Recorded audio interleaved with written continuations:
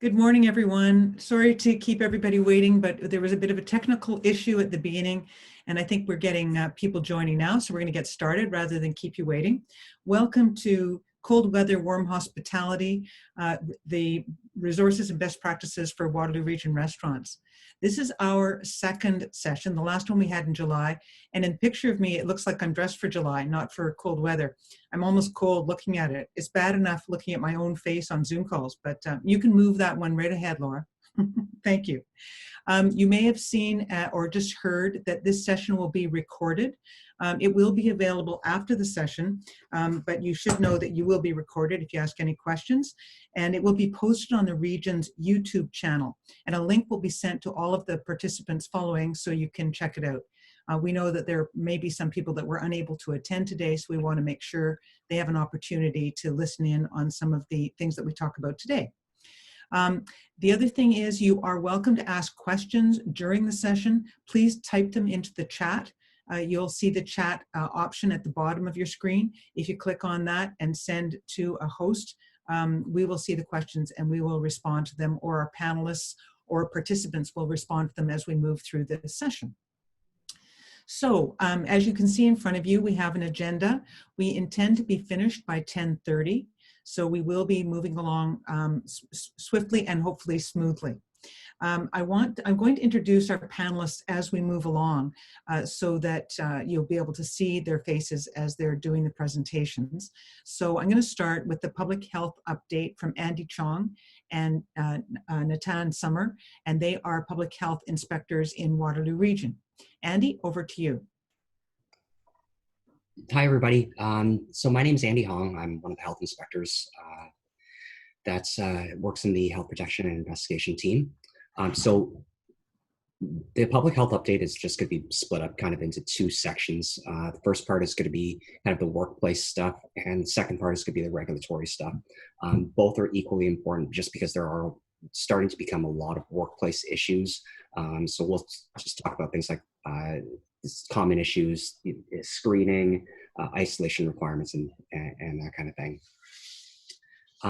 So within Waterloo Region, it's kind of obvious that we are in the second wave already. The numbers are fluctuating day to day, but we are experiencing an increasing trend. Obviously, Toronto, Peel, Ottawa are in a modified stage 2 right now. And what we're trying to do at Public Health is we're trying to slow the spread of COVID in order to prevent any kind of rapid escalation of cases. And that's because we want to keep schools and we want to keep businesses open. We want to keep medical procedures and surgeries going. We want to be able to prevent lockdowns in long-term care and other vulnerable settings as much as we can. But the thing is, if things escalate quickly, then we have less of an option to use targeted measures, and it's more likely that significant closures and shutdowns are going to become necessary. So we really need to start doing things like limiting the number of people who we have unprotected close contact with. We're always advocating for smaller groups, the better. Physical distancing and staying at home and away from others if you're sick. And this kind of messaging we would like that business owners are advocating as well to their staff, as well as within their business during their operations as well, just because it's very important for the staff members to follow these types of things in their personal lives as well. It is important that everybody is working together to try and slow the spread down. So I'll start to get into the workplace stuff. So with COVID, cases are infectious up to 2 days before symptoms begin. So it really is important to stay vigilant with mitigation measures. We are seeing more cases among employees in workplaces just because we're not as locked down as we were in wave 1. So the spread within workplaces is a lot greater. But what we're seeing during our workplace investigations is that we're seeing that there's no physical distancing within the lunchrooms and break rooms. There's no distancing within or masking within the meeting rooms. There's staff members that are traveling together and like carpooling. And there's some workplaces they're not requiring masking indoors when there's 2 meters between workstations. and also just trying to use the appropriate disinfectant. The Ministry of Labor is also hiring more inspectors, just so that everybody is aware. And they're doing blitzes on certain industries, and restaurants and bars are deemed by them to be higher risk. So I guess just keep in the back of your head that you might be expected to be checked at some point by Ministry of Labor as well. When it comes to screening, we're finding cases are coming into work while asymptomatic. So even though there are screening measures in place, they're still coming in. And what we're hearing is that the workplaces and management believe that there are good screenings policies in place, but they're not being applied in practice. And even staff with mild symptoms might even continue to come to work over fear of like losing their job or losing pay. So at minimum, their province has a screening tool. It should be used to screen individuals for COVID-19 before they're allowed into the workplace, and just keep those screening records on hand. In the event that a case worked during their infectious period, a public health nurse from the case and contact management team will reach out to the workplace, check on COVID measures, and try and identify high-risk contacts. There's going to be a letter that's going to be sent as well. An outbreak is declared at a workplace when there's 2 or more linked cases to that workplace. So at that point, they'll receive an outbreak information package. And the cases are going to be reported to the public health dashboard, but the workplace is not going to be identified by name unless there's a high risk of public spread. At that point, a public health inspector will also call the workplace and just to review COVID measures and things like that. There is a class section 22 order in place for anybody that is isolating. So this requires any probable or confirmed cases, close contacts that have symptoms. They have to be self-isolating. If an employee has symptoms, even if they've recently resolved, they should be tested and remain in self-isolation until they receive their test results. And public health will advise any positive cases about their isolation requirements. So a negative test or result or letter shouldn't be required for the employees to return to work after they've completed their isolation requirements. But the public health nurses will kind of advise about the requirements themselves. The Section 22 order is a blanket order. So we've started to see people that are not complying with public health direction as far as self-isolation. It's not intended for the vast majority of people who are cooperating, but it allows us to act swiftly in the event that people are like blatantly not listening to the direction to self-isolate. So I'll get to the masking and the regulatory part. So back, I believe in September, so we've already had a mask and face covering bylaw in place since, I guess, midsummer. In September, the province made some amendments to their Reopening Act and mandated that everybody in an indoor public area has to have a face covering, covering nose, mouth, and chin, and has put that responsibility on the business owner to be in compliance. So we're continuing to work with regional bylaw to provide education on the masking requirements within the region. So they are required, face coverings are required to enter, leave, go to the washroom into indoor public areas. They're not required in seating areas, and they can be removed for eating and drinking. So if you have to go inside to the restaurant from the patio, you'll have to wear a mask while you're indoors. Once you come back out to the patio, you can take the mask off.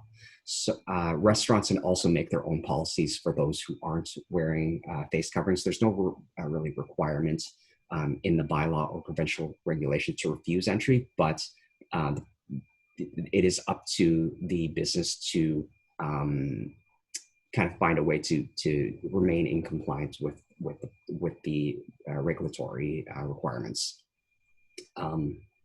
So, sorry, just one more thing about the masking. So you are exempt from mask use if you are working in an area that's not accessible to members of the public, and you're able to maintain a physical distance of 2 meters.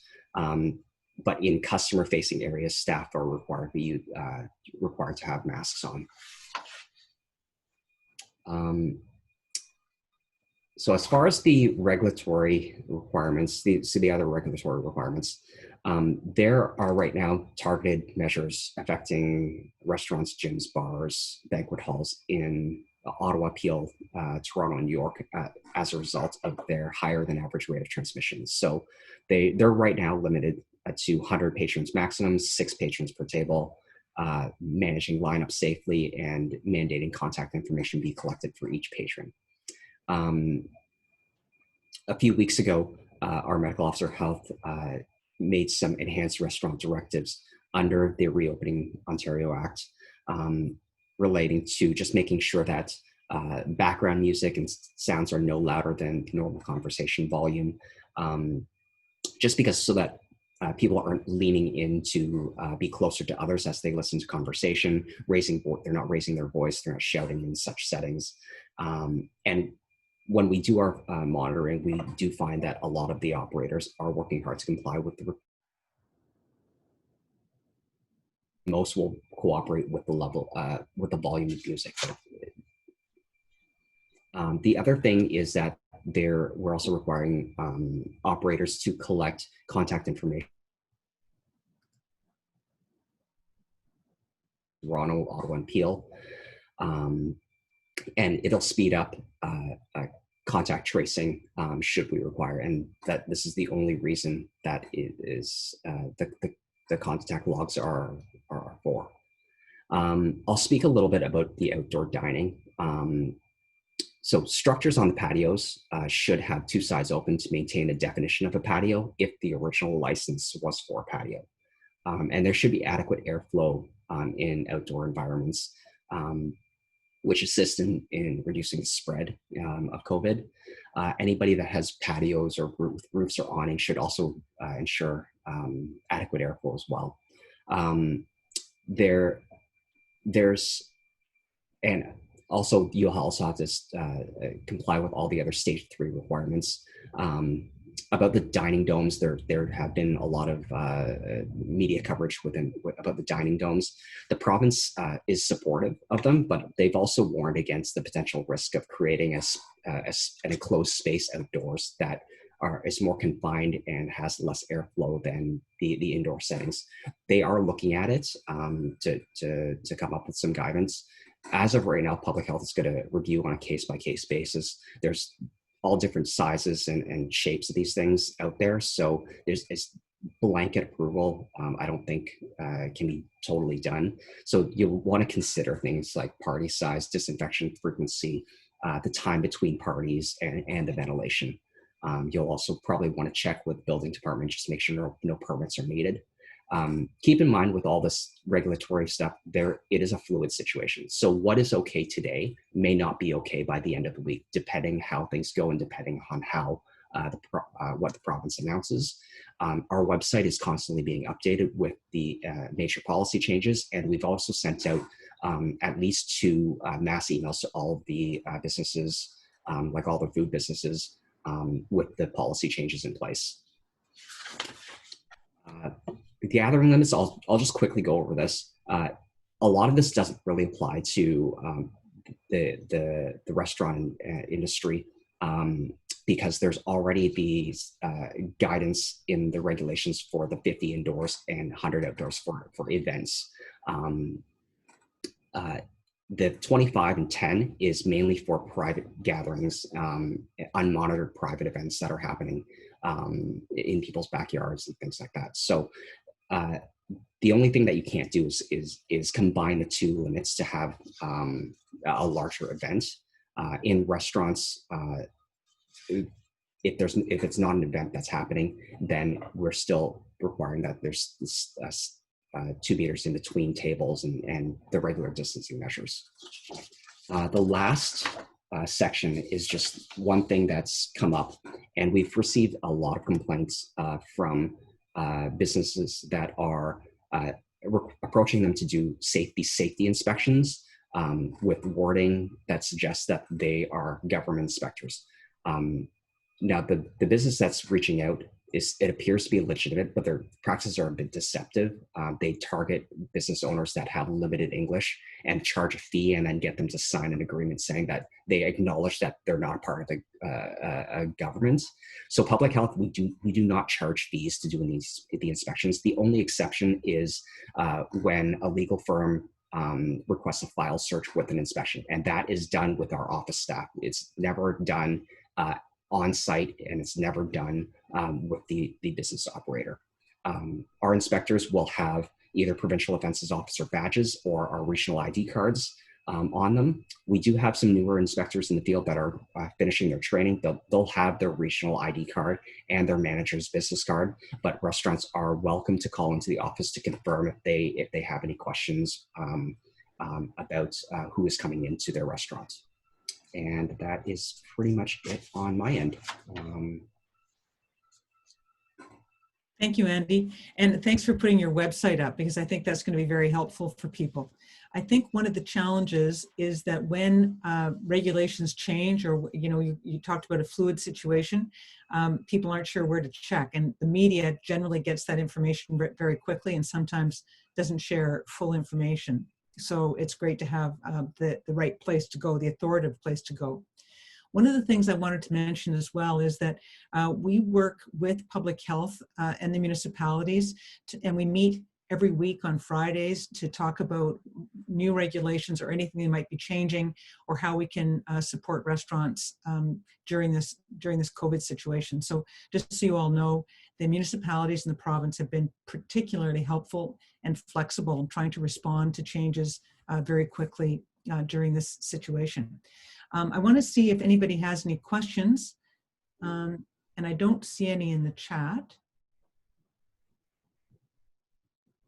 So Andy, obviously you've been very thorough. Thank you very much for your presentation. We'll move next to a presentation from Brett McNeil, who's the community liaison at Communitech, and he's working with the Digital Main Street program, which many of you will be familiar with. And if you're not, you should be, and that's what Brett's here for this morning. Good morning, Brett.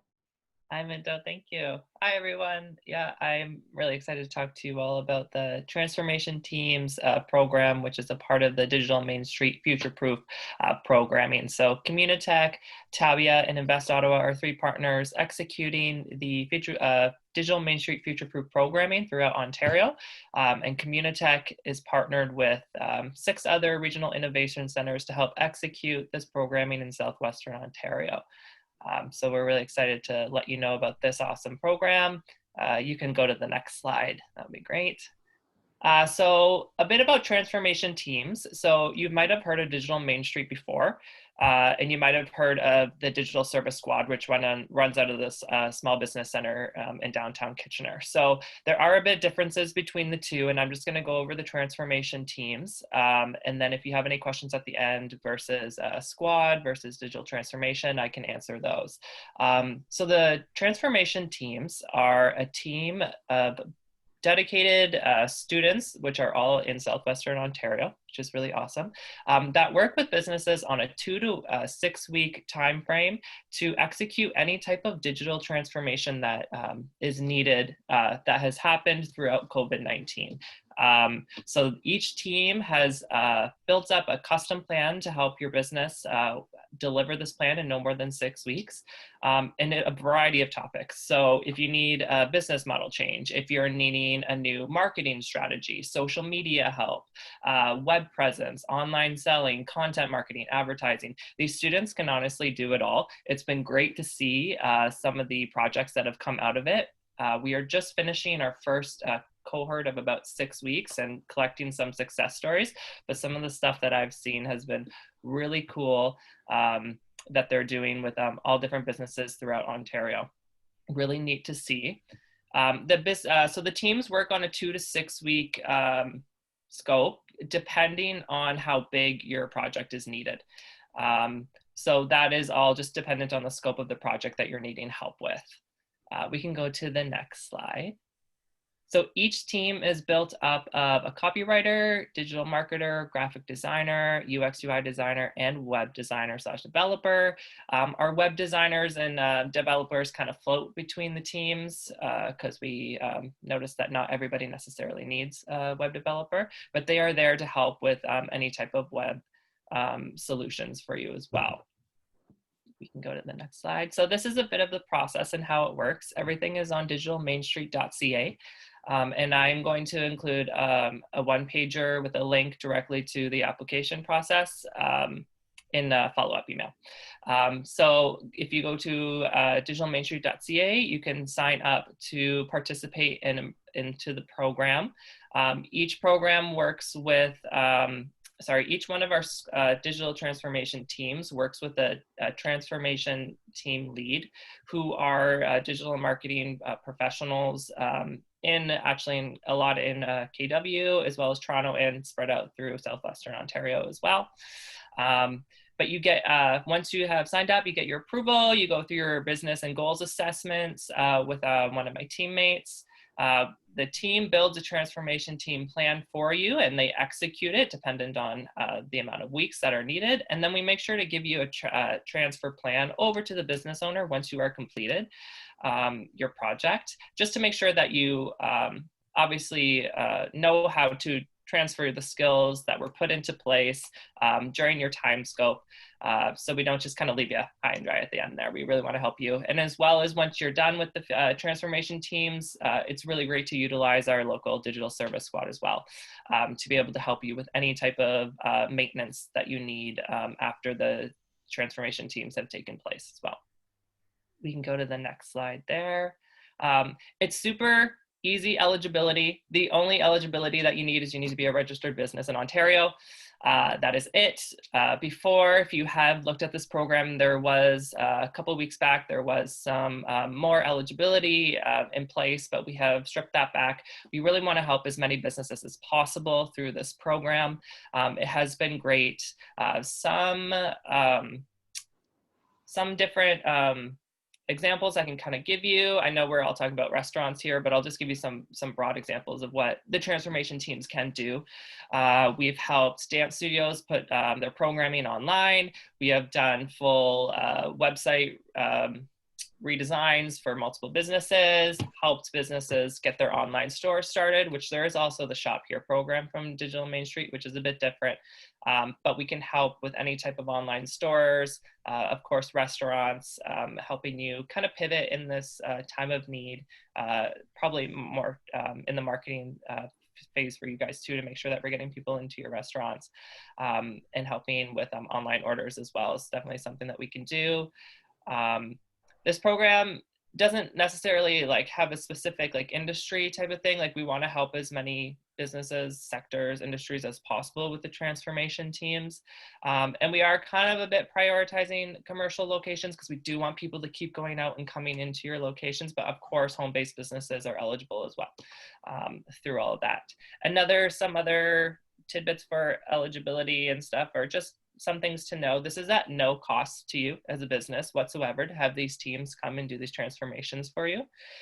We just ask that you are available for approximately up to 5 hours a week to meet with our teams and to be involved, of course, in all the process that is happening with them.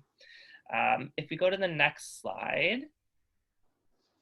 Every Thursday, DMS hosts a weekly webinar on the transformation team's information session. They're every Thursday, 10:30 to 11:30 a.m. They've been really well attended so far, and a lot of people are signing up after to participate in the program. It's hosted by our DMS Toronto partners. And I will include, this link will be included in the follow-up email as well, so you can sign up and learn more about the transformation team sessions. But there's a brief overview a bit about the transformation teams. The scope is big. what these teams can do. And like I said, they are all students from Southwestern Ontario universities and colleges. Some are participating for the co-ops, some are for full-time jobs as well. So it's been really exciting to see how this program has been working so far. I'll stop there quick and see if any questions have come in on the transformation teams. Anything to relay, Minto? No, not yet, Brett. Keep Not going. yet? Cool. Oh no, that's perfect. So then I've been given the go-ahead from my director to tell everybody a bit about what's happening as well. So there is another program. This one's just for tech companies, but I will let everybody know. It's the Digital Main Street Lab program. And the lab program is for tech companies who have pilots of which they're wanting to run in certain areas with partners and collaborators such as BIAs, chambers, SVECs, for a certain issue that they're finding through COVID-19. And this pilot, so I'm really happy to announce that the press release will be coming out soon. I know, Minto, you're probably like, oh, I'm saying something about it because I know we've been waiting. But really excited to announce a local tech company, Sociavore. Some of you may know, they are a restaurant platform that it operates out of KW. They have been selected to participate and run their pilot, which is an online food marketplace, kind of in replacement of, well, not in replacement, adjacent to like the Skip the Dishes, Uber Eats, without the commission fee, which is, of course, the whole mandate is to keep those, I think it's about 30% depending on the app, in the economy. And Minto, you can correct me if I'm wrong, but they are working with yourself as well as downtown Kitchener, Uptown Waterloo, and Belmont Village BIAs. That's right. Is that correct? Yes. Yeah, to get restaurants on board to help pilot this marketplace in Kitchener, Waterloo. So it's really exciting. There'll be more put about this out publicly, but if you do have any questions about that, or you're wanting to learn more about how you can participate with that, reach out to myself or to Minto, is their collaborator on this project. So it is very exciting to know that we are helping this local tech company execute this in our area. And then hopefully, of course, part of eligibility with the lab, we can scale this to other regions in Ontario, and hopefully provincially wide at some point. So that's really exciting, and that directly affects you. So that's why I wanted to make sure to mention that today. I'm really excited to be partnering with them on that. Yeah, thanks, Brett. And if your restaurant is in downtown Kitchener, Uptown Waterloo, or Belmont Village, you can take part in the pilot project. And we are doing a session actually about that on Monday, November 2nd. If you haven't heard about it through your BIA, please get in touch with the BIA.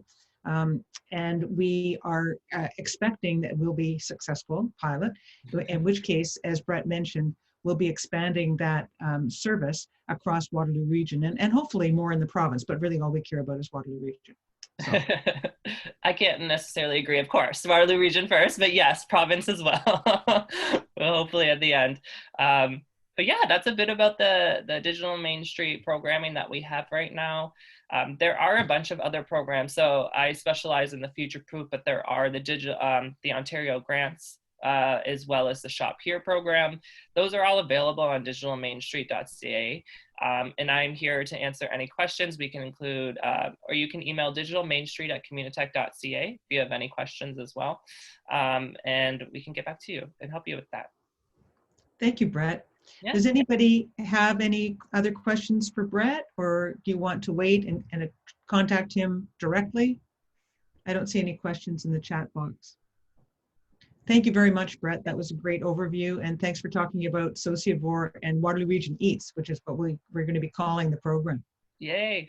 Yeah, no, we're really very pleased to be working with that, with you at Communitech, with the BIAs, and with Sociavore. It's going to be, I think, really helpful to restaurants to be able to save that commission that they've been paying to the other delivery services.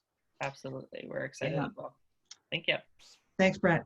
So next on the agenda, we have Michael Marini. He's the Economic Development Officer at the City of Kitchener, or sorry, City of Cambridge. Sorry, Michael. That's okay. The mayor might not be happy. Michael, look forward to hearing about the additional resources that you've pulled together on behalf of Best Waterloo Region workplace planning. Yeah, so just wanted to talk a little bit about the Small Business Center first, and a little bit about what we do. So we provide a wide variety of resources to individuals preparing to start or expand their business across the Waterloo region, including, resources to business registration, assistance, one-on-one consultation and advice, and then the seminars and events piece as well. So we're running a lot of seminars around COVID-19 and helping people get back up and well, not back up and running, but transitioning to the new normal as well now. So we are there if you guys do need help, and we're just trying to promote that the Small Business Center is here to help. And we'll talk about some of the other programs and the other shop here pieces that, or digital Main Street pieces that Brett alluded to a little bit earlier. So there's three kind of streams to the digital Main Street program.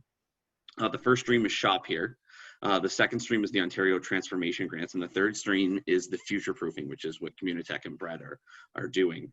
So the Shop Here program is there for people to create online websites to help put an online store up. So it's done through Shopify, Google, Microsoft, and a few other partners.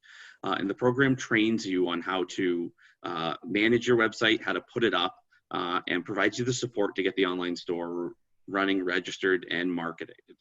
So this is eligible. This is for anybody in running any type of registered business in Ontario, as long as you have 10 or fewer employees. If you're a retail business, or 25 or less if you're a restaurant business, you can get this free online Shopify website up and running and help kind of transition your business to an online store, or help to, continue to keep your sales going if we end up going back to another wave of closures or phase one or phase two again.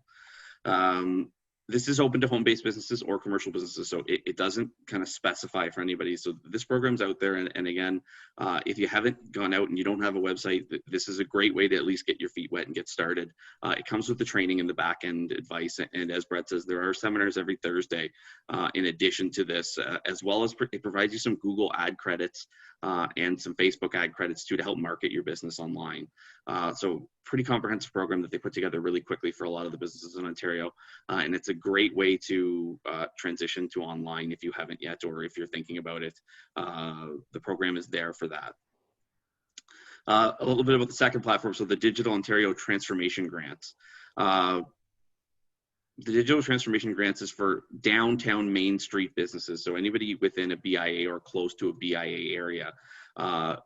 This grant program provides up to $2,500 to help implement digital projects that can be identified by either the Digital Main Street Squad or the DMS online assessments that are done through the website, thedigitalmainstreet.ca. If you're in those areas, this program can be available to you. If you've used this program in the past, because this is the second kind of iteration of this program, you can apply again and receive the $2,500 a second time. So it's a very good program for people who need some transitions or some ads or something around a digital transformation that can help your business grow.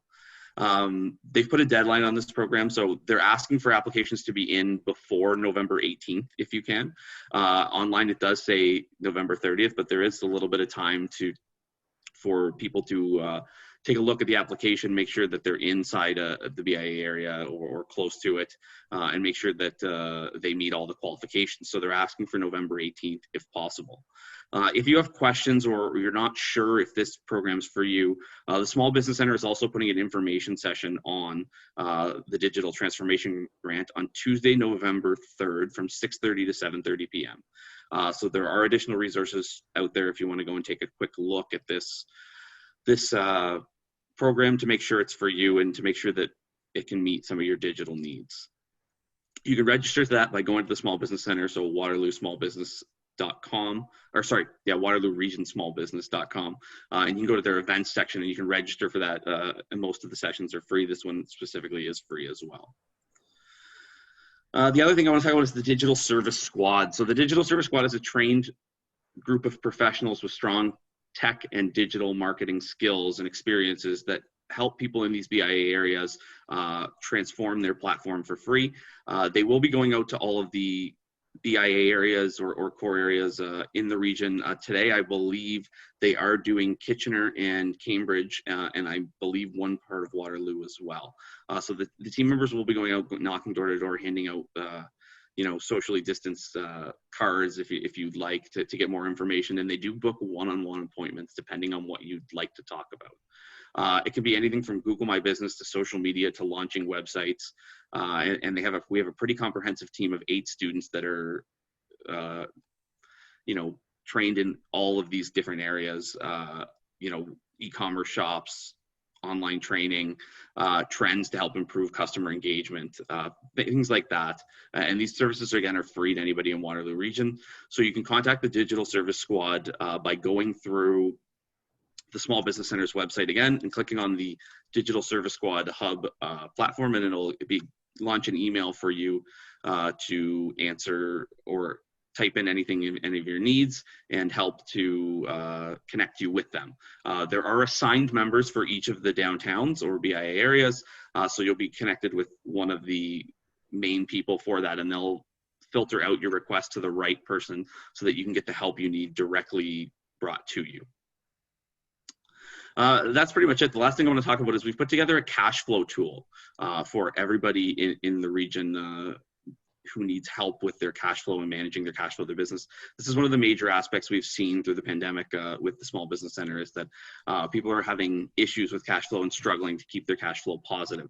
So we've created a little bit of a tool. It's pretty simple to use, and I will give out, I think they're going to be sending it out afterwards with contact information for myself or the Small Business Center, and just urging everybody, if you need help with cash flow and you want to manage or project for the next 2 years, which we've done in this sheet, we can help you project your revenue streams in a one-on-one meeting and help you get through and take a look at your cash flow and see where areas where we can improve or we can help you manage that through the pandemic.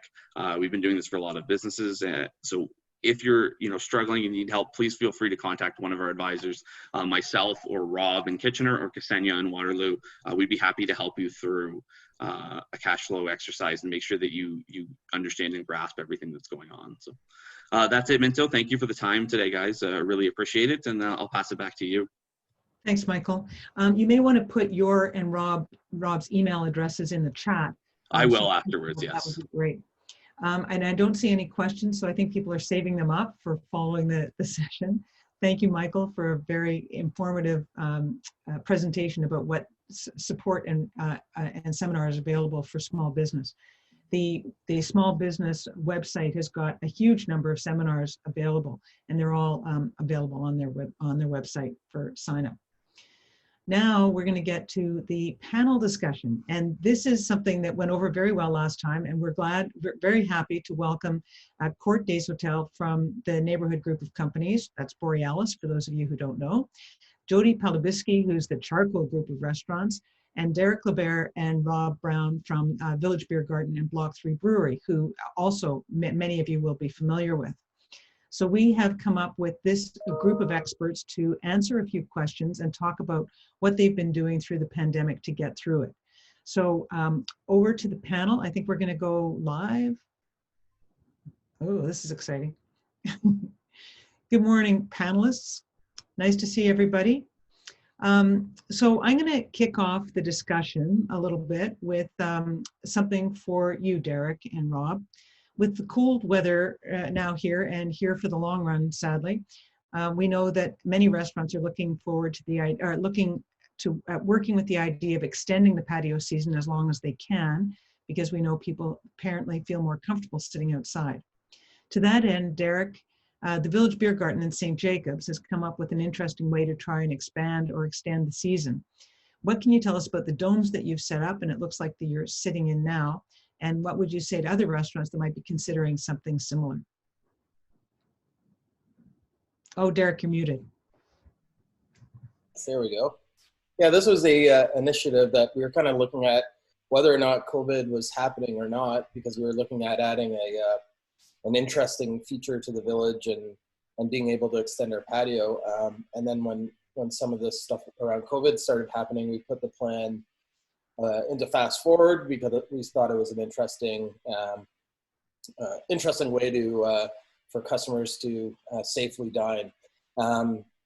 So yeah, so we've been, you know, probably one of the biggest things we've been doing is paying attention to what other restaurants are doing locally and all over North America, really, to see what people are doing, how people were combating with the new normal, and taking a look at what people are doing. So we saw some restaurants in New York and Toronto that started doing this last year, and we just thought this was a perfect way to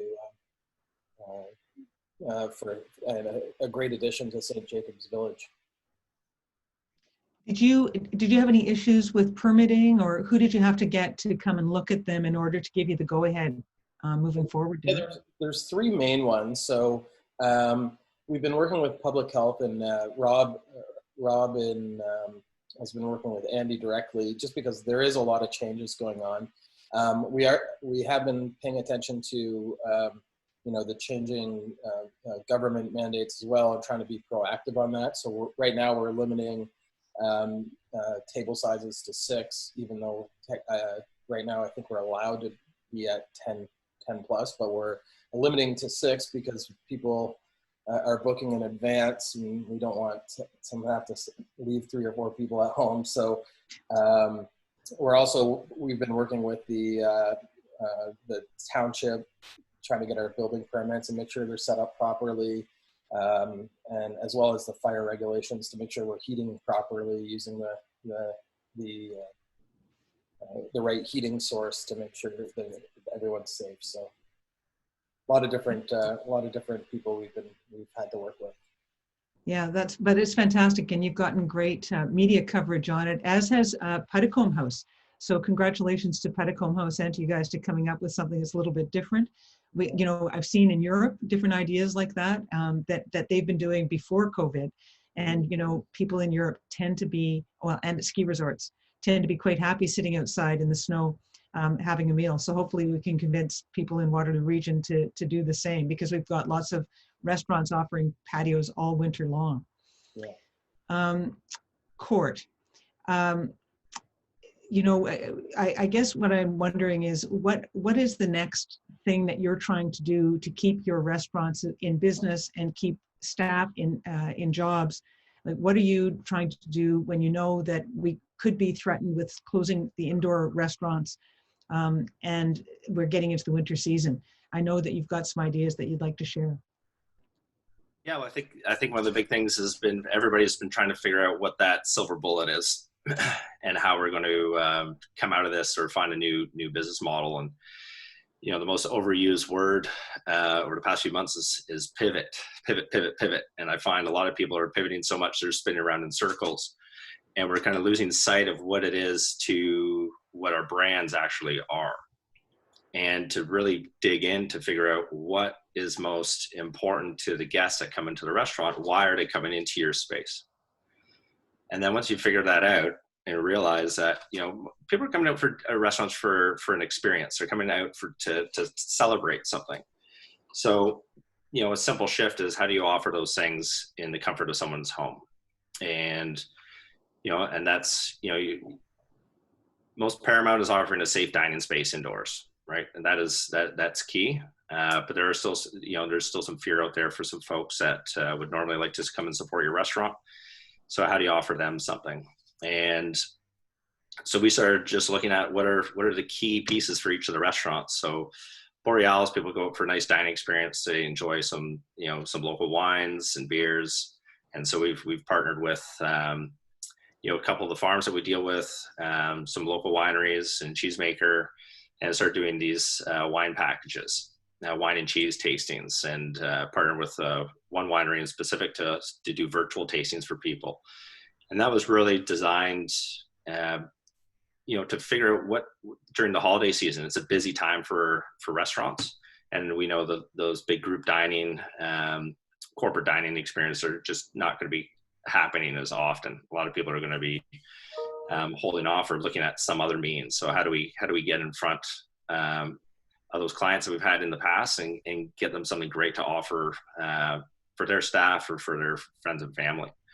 At our pub, we do a lot of tap takeovers, and And so we started packaging up tap takeovers at home. So we partner with a different brewery each month.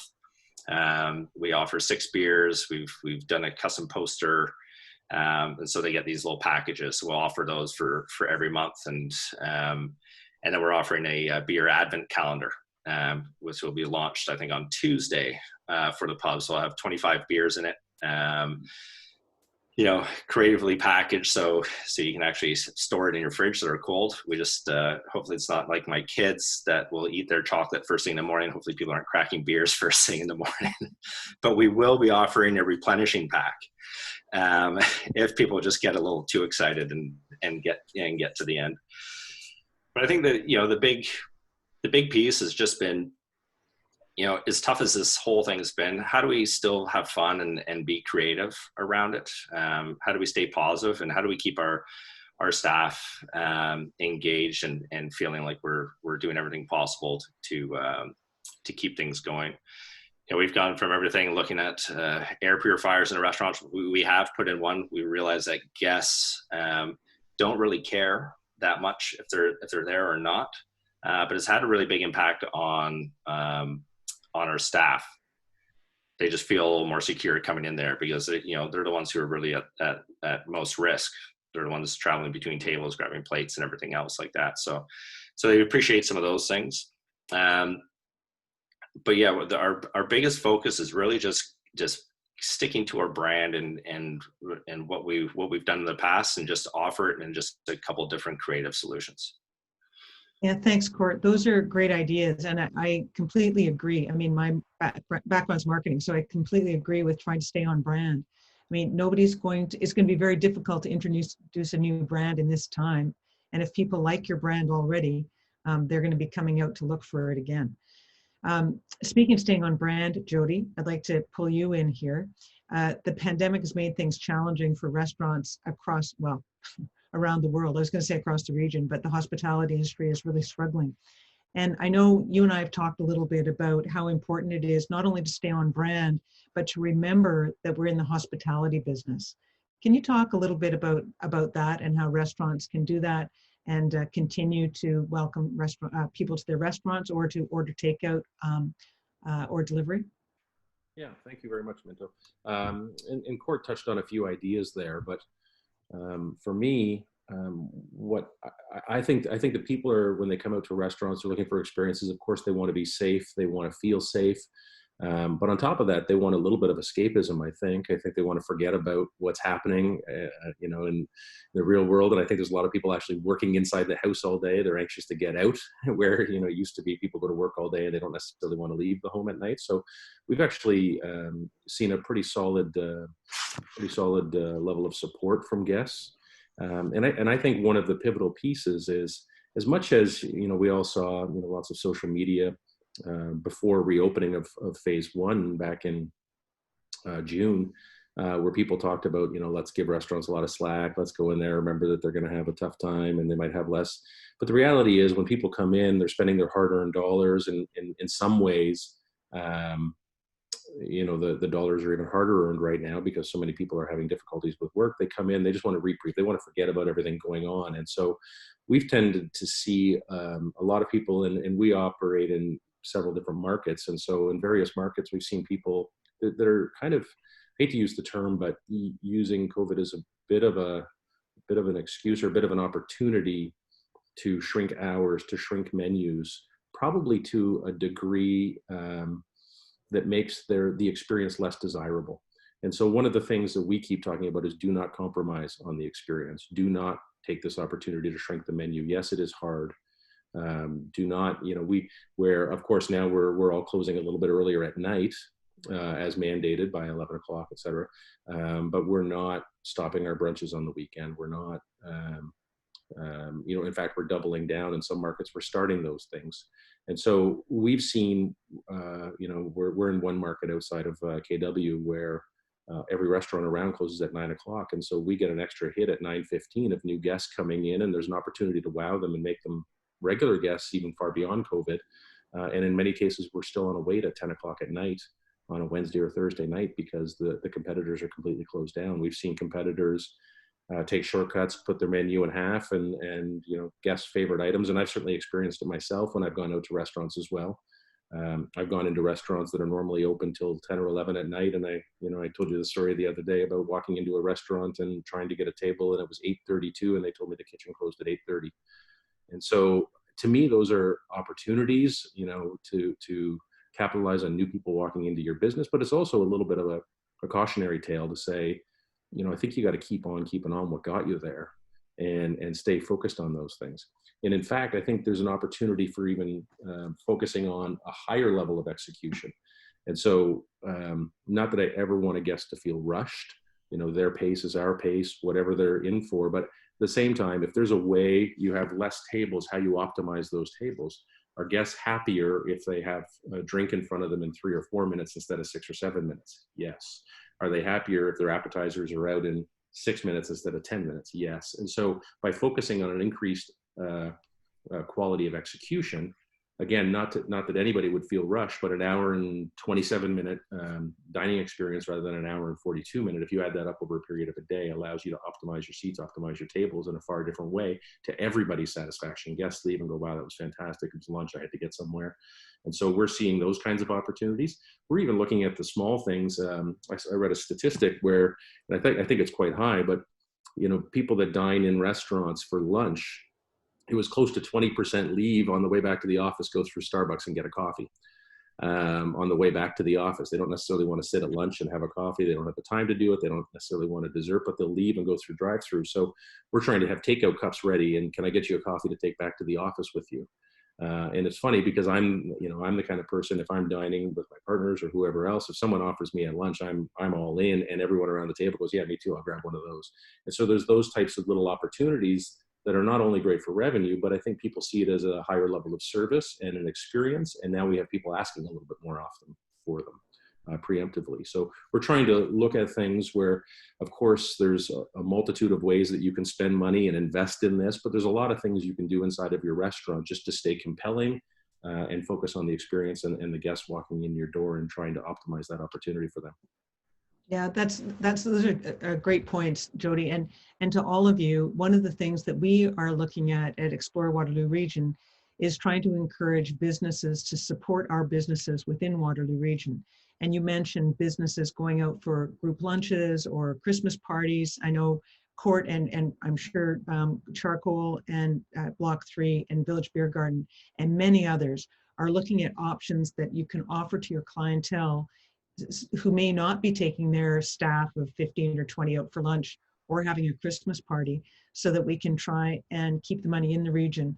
So what we're looking at is launching a campaign very soon with all of the offers that our local restaurants have to offer businesses to reward and motivate their employees. So when we get to the end of the session, I'll talk a little bit more about that. Speaking of employees, one of the things that I wonder about is early in this COVID and now again in the second wave, has it been difficult to get employees to work, and what have you been doing to make them feel safe? And maybe Derek will start, get you to answer this one. Yeah, I think, maybe Rob would be able to handle that a little bit. I know we've had lots of talks like when people are coming in and making sure they feel well before they start every shift. But Rob can probably talk a little bit about more about some of the experience because he's working more directly with the employees. Okay, Rob. Hey guys. So I think that it has been somewhat difficult either to obtain staff during the pandemic and even sometimes to keep staff. Obviously, our main focus is safety and health. I've been telling employees, obviously, if there's any symptoms whatsoever, they have to get tested, which includes a bit of a self-isolation until the test result comes in. We are a smaller restaurant than maybe the Charcoal Group and things like that, but we have a strong team, and we just try to make sure that I can keep them employed in one way or another with this pandemic. It is tough, to keep staff or let staff go because of revenue and busyness alike. But yeah, no, I think we've actually been lucky enough that the domes have brought in some customers quite a bit. So we are keeping staff on, and yeah, I mean, things are good over at the beer garden. So we're okay with the staff we have, and just hopefully that no outbreak happens with the staff or customers alike. So. Well, I think, you know, we're walking a fine line. Certainly we are from a marketing perspective for the region, because we're really not supposed to be marketing outside the region to bring visitors in. I actually got a call on Friday from CTV wanting to know if we were marketing outside the region and why we'd be trying to bring people from hotspots into Waterloo region. So we're marketing really to locals, and we don't want to be at odds with public health. We do want people to go out to restaurants. It's safe to go out to restaurants here, and that's what we're trying to make people understand, that it's safe to go out, and all of you are doing your utmost to keep your employees and your customers safe. But how do you get that word out, Court? How do you make your clients and your customers feel safe? You know, that's, I think it's from the moment they walk in the doors, first off, that is that they see that we have the protocols in place. And Jody touched on a great point too. We also want to make sure people feel like there's an escape. We don't want to feel like they're walking into surgery when they walk into the restaurant. We want to be able to ask, you know, the simple question. We want to do contact tracing. Just let them know where the washrooms are and what they have to do to put their masks on. You know, when they leave, and that's pretty much it. We've you know, obviously strict protocols with our teams and everything as well too. And then we've gone to social media and just let people know some of the standards that we have, and we've posted some protocols online on our websites as well too. And you know, it's been just you know, we just take every step that we can to make sure that we're able to execute at a high level in front of guests, right? And it's deep cleaning regimens, and it's been tricky to find, as Rob had stated, tricky to find some staff. We actually had to do quite a bit of hiring. We got very busy this summer, busier than we anticipated, and it was interesting. It was nice to be able to pick up some really good quality people to join our group, and everybody's been very appreciative for all the things we put in place. The big thing too that's been helpful through this whole thing is that we offer health benefits for all of our staff, and even when they've been laid off, we've covered 100% of their health benefits during that time.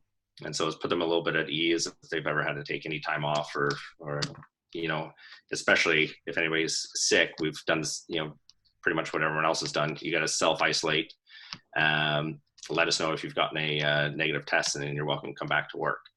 But we've even covered some shifts for people, covered pay for people during that time, and just offered, you know, we've dropped off meals at staff's houses just to make sure they had enough food and everything else during this time. So just keeps the team working hard, and we all know what the mission is. You know, there's light at the end of the tunnel. We just you know, we just don't know when that's going to be yet, but it's all about just offering a great experience for the guests. Yeah, thanks, Court. It certainly is challenging planning for 2021. We're in the process of doing that, our work plan and budgets for 2021, and it's almost a guessing game as to when things are going to change. And speaking of that, two things. One is the Tourism Industry Association of Ontario has their annual tourism summit going on right now, yesterday and this afternoon again. And one of the things they talked about yesterday was the World Travel and Tourism Council's Safe Travel Stamp. And I'm wondering if any of you have applied for the Safe Travel Stamp through Patio. No. It's a big opportunity. It's not difficult to do. I will send out the website address where you can go through the questions. It's basically a self-assessment as to whether you qualify for what they've outlined. And I know all of you on the call, not just the panel, will, if you're operating within the public health guidelines, you will qualify for the Safe Travel Stamp. And it's something that we're promoting on our website, and we're promoting all the businesses that have the Safe Travel Stamp. Because again, it's one thing for us to say that our businesses are safe, but it's another thing to have a third party support us on that. Jody, one of the questions that I had, and Andy may have answered it, is where do you guys go to get the most up-to-date public health information? Particularly when you hear on the news that there's changes, like Waterloo Region Council met last night and they changed the mask law, and you have to figure out what you're going to do before you open that day. Yeah, I think, well, within our exec team, we have a WhatsApp group, and everyone's got forms of alerts from so many different places. So it's almost like you're waiting. And in a couple scenarios, I think the best ones are, the premier talks virtually every day at 1 o'clock, and the reporters will have to get in queue by around noon if they hope to ask a question. So they call in and they sit in limbo for about an hour, and quite often they get a little bit of a synopsis of what's going to be said so they can formulate their questions and prepare for it. So there's been a number of occasions where at 12:10 or 12:15, I get a phone call from a reporter that might say, "You're not going to know this yet, but this will be announced in 1 hour." So there's so many different ways that the information has been coming. And I think we're all probably glued to our phone at 10:30 in the morning, having a look and seeing what COVID Ontario is releasing on any given day. So I think there's so many different portals of communication. So we have 3 or 4 people that are really focused on it. And again, it's just the email alerts more than anything. Yeah, it is challenging. And I think one of the challenges for us too as a region is that quite often when the regulations are changed in Toronto, Peel, Halton, York, many people think that it's blanket, that it's happening in our area as well. And so it's our job to try and make sure that people are feeling safe. Yeah, the other thing we've tried to do is, because we're in 6 different health jurisdictions, if there's something that's in one that seems like a great idea and it's not in the other 5, we're kind of using best practices and rolling them out in all of the restaurants. So in a number of occasions, as an example, we have goggles right now or some sort of eye protection on all front of the house employees. And my understanding is, and that wasn't even necessarily firmly put in place, but one of the health inspectors in Brantford said, I think it would be a great idea if you did this. And so we went back and forth and we did that. And I was told yesterday that there's a thought at this point that that's going to come in as be a standard practice or an expectation going forward. So those types of things, a lot of times we go, okay, check, we already got that one. We were ahead on that one. And I got actually 2 emails from other restaurateurs yesterday with heads up about certain things. I'm getting calls on Saturday mornings by other companies, et cetera, saying, on Monday they're expecting this. So I think the communication between in the industry, I think it's never been stronger. There's a higher level of co-opetition where people are sharing ideas, and you get a little, Jay from Morty's as an example will text me and say, "Have you seen this yet?" or something. And so that kind of thing is happening a lot more. It seems almost like an informal fan out system. Yeah, we've seen a much stronger relationship between ourselves, the municipalities, and public health. And the municipalities are one of our major funding partners. So to be able to work more closely with different departments within the municipalities has been tremendously helpful. We do have a question from the audience, and it says Karen Crestman, but I'm pretty sure it's Lyle, and it's to Derek. How long is your time lapse between different customers, between groups of customers in the domes, Derek? Yeah, so we were playing around with a couple different ideas, but we ended up going with 2 hour. People can book for 2 hours, and they're actually sitting for an hour 45 minutes, which gives us a chance to sanitize everything down, and we fog the inside of the tent, and so about an hour 45 to sit, and we're doing 2 hour bookings. Okay, great. Thank you, Derek. Now I have a question about any information that, any seminars that any of you have taken or resources that you have taken advantage of, as in maybe any funding.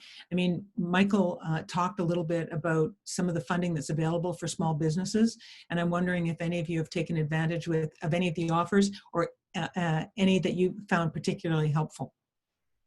Court, why don't you start? Sorry, one of my kids just came running up to me. Can you repeat that question? Sorry. Have you taken advantage of any funding or information sessions that have been provided by the feds or by the province? And if so, which did you find particularly helpful? We've applied for a variety of different fundings. Some have been successful, some not. Obviously, the most successful ones have been the government programs that are rolled out. We have applied for the Digital Main Street grants, and we did receive. That was very helpful. We'll continue to keep reapplying, and then we're just in the process with the Canada United grant as well too, which has been a little more difficult, a little more difficult to understand. And I think that's the one thing I found great with RTO has been the help and the ease of being able to access it and the support, which has been fantastic. And so that honestly has been the most successful grants that we've applied for, and that are really relevant to our business. Like, they've gone into supporting, promoting, and developing some of the new programs that we've rolled out. Fantastic. Jody, how about Charcoal Group? We basically, we've applied for the CEWS, and I think that was probably the most successful and probably the most important when you talk to small businesses. We haven't been eligible for that since August, and we're still obviously awaiting details on what the next version is or what that could look like going forward, particularly if there's another shutdown. We applied in some locations for the CEBA loan, which was the $40,000 loan. And we probably the most difficult and, without sounding too negative, the most ill-conceived was the commercial rent program. That one was very, very difficult, and we managed to, I think it was 3 locations, we managed to acquire some assistance with that. But other than that, we haven't applied for anything else. But I think the CEWS was probably the biggest lever for us as far as giving us some wiggle room to keep people moving, and helped us keep all of our management team on. There were 65 people. So that was a big help for sure. Yeah, and I think, well, we'll see what happens with the federal government promises, but hopefully they'll be extending it.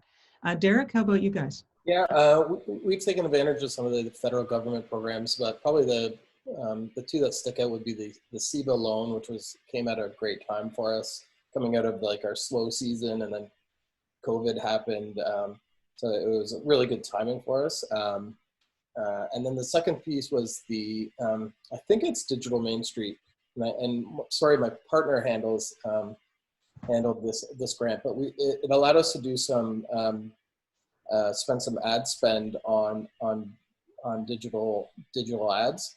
And so that's something we had never really done, and we're starting to see that it actually works. So it was really helpful for us because that's not something that we've really done before, and now we can actually see the returns to it. So I'd say those 2 have probably been the most helpful. Fantastic. At the very beginning of this, we were able to access funding from the federal government as well as a destination marketing organization.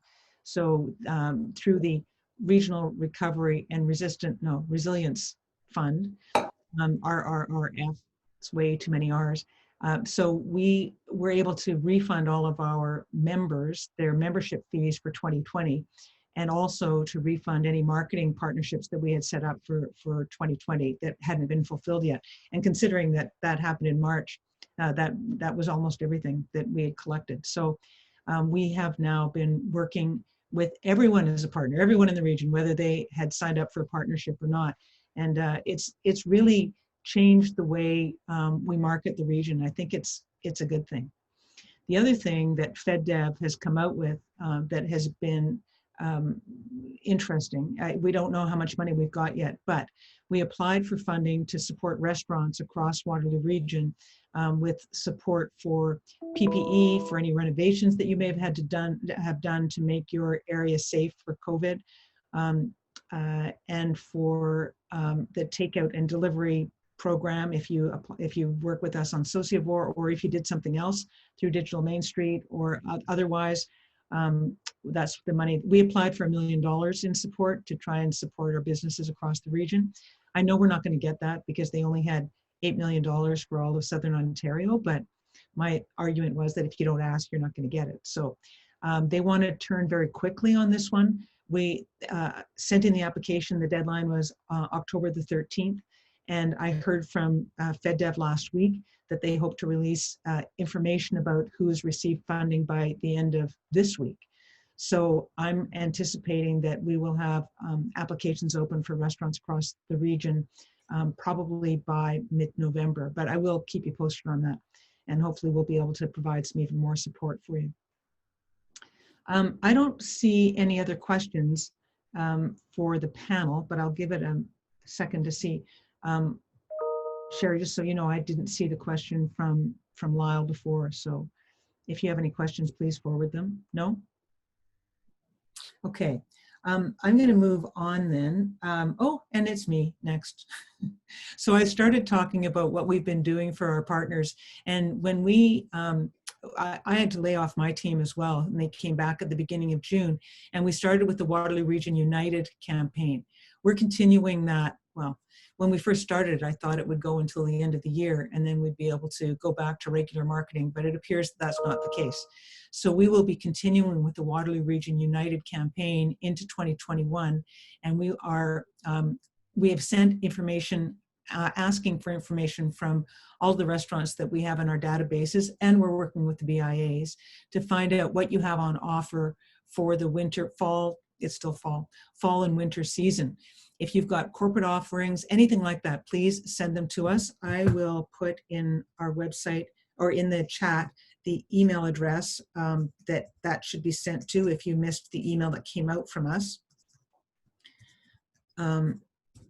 It's Emily Deckert at our office.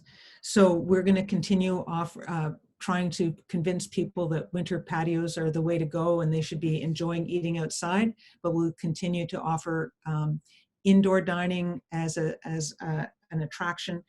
We're really working hard on trying to get people from within Waterloo Region to get out of their homes and out into restaurants and attractions. We're bringing travel writers in who have been writing a lot about different parts of the region, different things that they've been enjoying. We have influencers.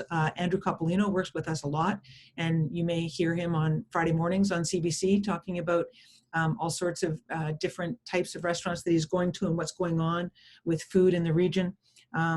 We've run radio ads. We've got a photographer that's out taking pictures. Some of you were homes, thank you, for our art fresco picnic tables. Some of you still have them, and I'm hoping that they'll be well used this winter on your patios or indoors if you move them indoors. And right now, our print ads, we're running print ads. Well, we're not running them. We've got them on hold right now because of the areas that have had to move move into a more restrictive travel area or travel restrictions in the GTA. You know, that's a huge market for us, but we're not marketing to that right now. So until the travel restrictions are released, we won't be doing any more to the east of us. We might be going a little bit to the west, but not much because it's very sensitive trying to attract people in from outside the region. So digital and print ads are on hold. Right now, what we are doing is hyper local. Does anybody have any questions or comments? No? Well, I see that it is 10:20. So if we wrap up now, I can give you all a precious 10 minutes back in your day.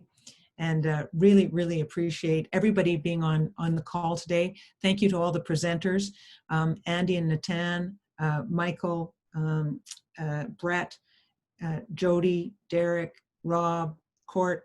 It's been great seeing you all, seeing all your faces, or the faces that I can see.